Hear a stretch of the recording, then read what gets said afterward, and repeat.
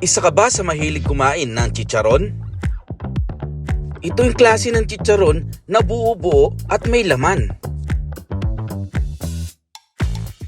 Tumayo nga tayo sa probinsya ng Tarlac para matikman ang 30 taon na nagtitinda nitong chicharon kamiling, ang Flor's Carinderia.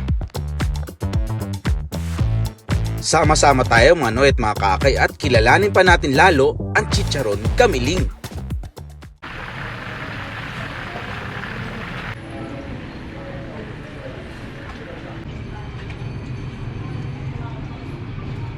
Pag dumayo kayo ng Kamiling Tarlac o kaya pupunta kayo ng Patar, Alaminos, madadaanan nyo tong Flor's Carinderia. Hindi pwedeng hindi kayo dumaan dito para tikman nyo ang chicharon kamiling.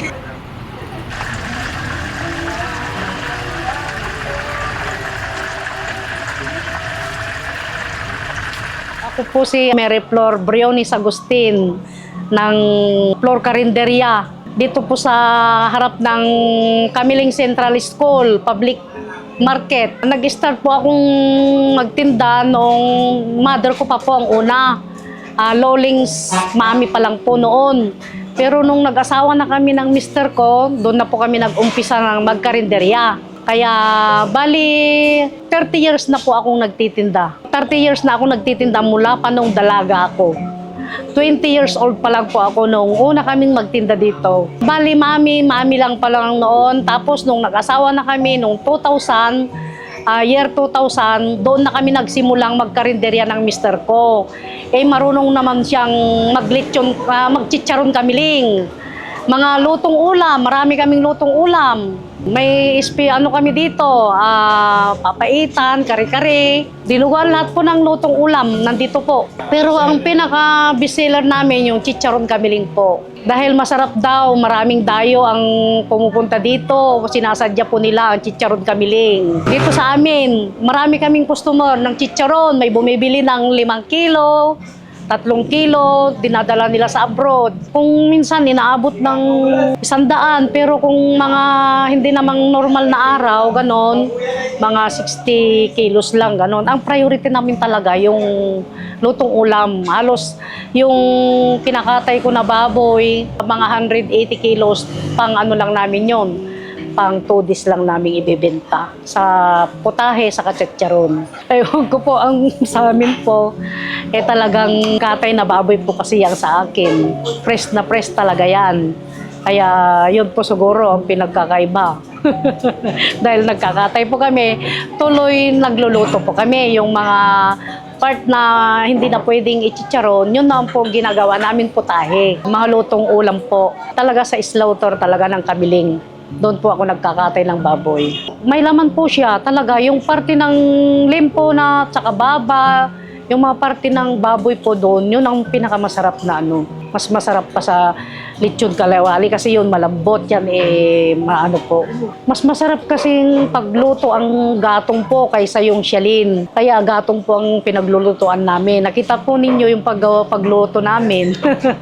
Ganyan po pinakamasarap na pagluto ng chicharon. Kasi kung sa siyalin po, medyo hindi po masyadong maganda. Parang mabibigla po siya. Yung mister ko po ang nagluluto. Oo, siya talaga ang nagluluto. Kaya lang yung mga kasama ko, tinuturuan na rin niya kasi mahirap naman po na siya po lahat ang magtatrabaho niyan. Kaya yung mga kasamahan po namin, tinuturo na niya para alam na nila yung mga ginagawa. Pero walang iba-iba sa amin dito. Mga bayaw ko, yung talagang tagpok ko dito, bayaw ko, mga hipag ko. Mga bayaw ko yan, mayab sila ang kasama ko dito. Tapos mga hipag ko, mga kasama ko rin dito. Mga kamag-anak ko, mga kaibigan yung iba. Ang pagpuproseso ng pagchichicharon po, nilalaga po namin maigi yung karne. Tapos, pagka nalaga na pong maigi yung karne, inaahon po namin yan, nilalagyan namin ng asin lang, nakita nyo naman po, asin lang. Tapos, pinapakulo ang maigi yung mantika. Pagkatapos, saka mo ilalagay yung karne. Hanggang makita mong crunchy-crunchy na siya, saka mo lang siya alisin. Alam nyo ba mga Noy at mga kakay, na ang chicharong kamiling ay isa sa mga famous local delicacy sa historical city ng Tarlac. Habang tinititigan ko ito, kahawig na kahawig ng bagnet o kaya naman lechon kawali. Simple lang gawin. Hinihiwa-hiwa ang karne para daw maluto ang loob. Pupudpuran ng asin at saka ilulubog sa kumukulong mantika. Mga ilang minuto nila itong ipiprito hanggang sa sigurado ng malutong ang balat nito. Kaya naman wag na natin patagalin pa. Samahan natin si Itur para tikman ang chicharong kamiling. Dito tayo sa Flores Carinderia, dito sa Kamiling, Tarlac. Tikman na kanilang chicharong kamiling. Yan, oh. Wow! Wala na naman si Kedex ngayon. Ako na naman napag-utusang kumain. Tikman na natin yan, syempre. Wala mo nang sausawan. Tikman natin.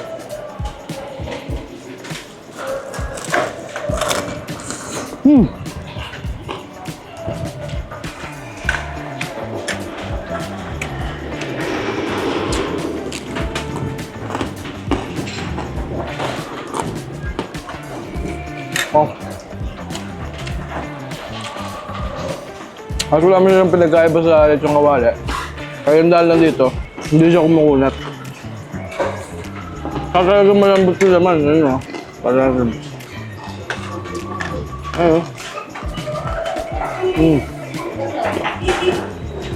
Usok-usok pa. Buo natin sa may suka. Gawin natin yan. Suka na may toyo, na may sili. Nakaw!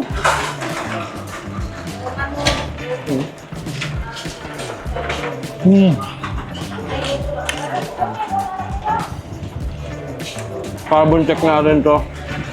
Marinig. Sobrang lutong, man. Kaya bali yan, yung chicharong kamiling nila, 750 pesos per kilo. Pero sabi ni ate, pagka daw maramihan, pwede daw tumawad. Ganun. Kasbay tayo.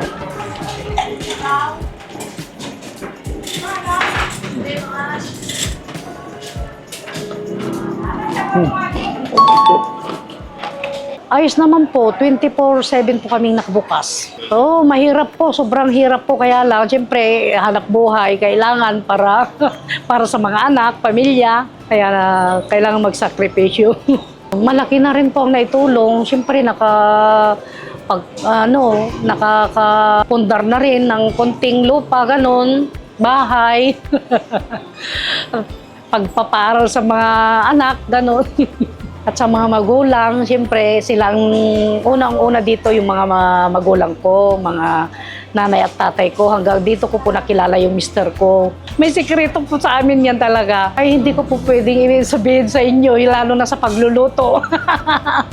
Kahit na saan po kayo pumunta dito, ang iisipin nila, ang Flor Carinderia, iba.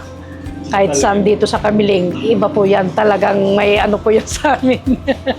Siguro yung sariwang karne, importante sa akin yun.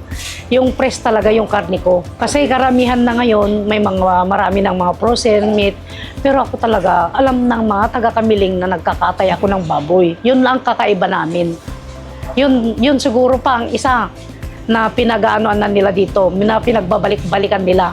At saka yung pagluluto, may estilong pagluluto namin, gano'n. May pagmamahal at palagi kami naka-smile pag nagluluto para lalong nasasarapan yung mga customer. Dito lang po sa harap ng Kamiling Central School, Quezon Avenue po, street niya.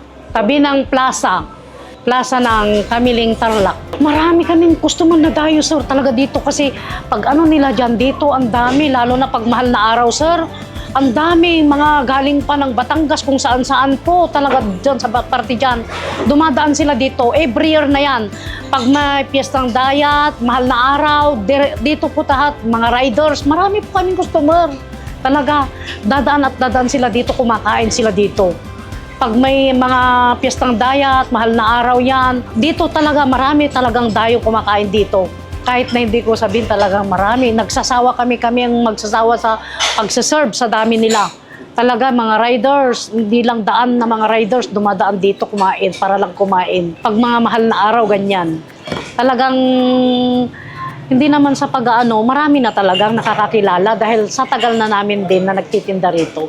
Kasi sabi nga nila, sila ang natutuwa, sila ang nagsasabi na masarap daw, kaya bumabalik-balik kami. Every pupunta daw sila na mag-beach, dito sila dumadaan, o kaya papasyal ng Pangasinan, dumadaan sila dito sila kumakain dahil masarap ang luto dito, sabi. Yun naman po ang sinasabi ng mga customer namin. Maraming salamat sa mga tumitangkilik ng Flor Carinderia. Kahit na taga sa malayo lang pala sila, pag nadarayo sila dito, inaabot na nila ang kain nila dito sa pisto.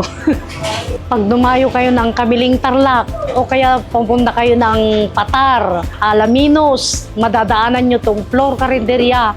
Hindi pwedeng hindi kayo dumaan dito para tikman nyo ang chicharon kamiling. Kasi madadaanan nyo, papunta kayong Patar, Anda, Alaminos, 100 Island, madadaanan nyo po ito, Labrador, Pangasinan, madadaanan nyo po itong Flor Carinderia, harap ng Kamiling Central School. Tikman nyo po ang chicharon kamiling na pinagmamalaki namin.